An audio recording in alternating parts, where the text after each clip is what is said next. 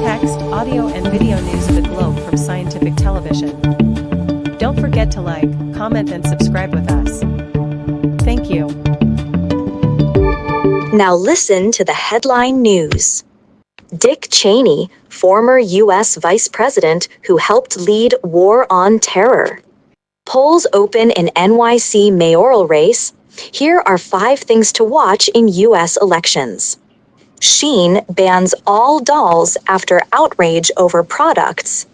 At least 3 dead as typhoon causes devastation in the Philippines. China sentences infamous Myanmar scam mafia members to death. Delhi's lonely African elephant was killed by rare rodent-borne virus. And Korea's head of state, who served under 3 Kims, dies. Drone strike hits funeral in Sudan, killing many mourners. ChatGPT owner OpenAI signs cloud computing deal with Amazon. New Yorkers could pick a political newcomer to run their city and take on Trump. England drawn with Spain in World Cup qualifying. Streamers will be made to produce Australian content. Vapors overtake smokers for first time in Britain. Now listen to the detailed news.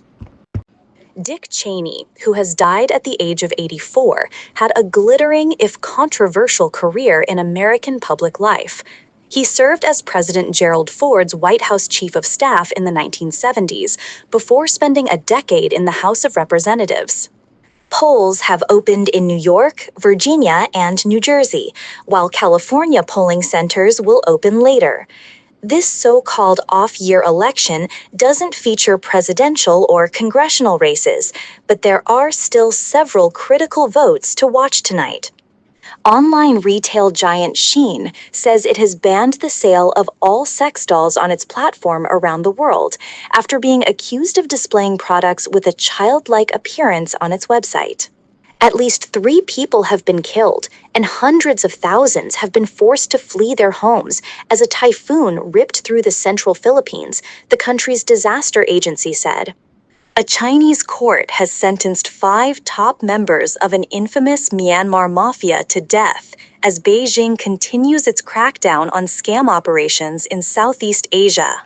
A rodent-borne virus led to the death of the only African elephant at the zoo in India's capital Delhi, officials have told the BBC. Kim Jong-nam, North Korea's former ceremonial head of state and a lifelong supporter of the ruling dynasty, has died aged 97, according to state media. At least 40 people in Sudan have been killed in a drone strike that targeted a funeral that was taking place outside the army-held city of El Obeid in North Kordofan state, officials and activists say. OpenAI has signed a $38 billion, $29 billion contract with Amazon to access its cloud computing infrastructure as the startup continues its run of major partnerships to secure computing power. As Zohran Mamdani walked the streets of the Upper East Side for a campaign event to greet early voters, he could barely walk a few steps without being stopped by his supporters. Spain beat the Lionesses in the 2023 World Cup final, but England gained revenge when they beat the world champions in the Euro 2025 final in July to retain their European title. Australia is to introduce laws requiring streaming platforms to invest a minimum amount of money in homegrown content, the government said on Tuesday.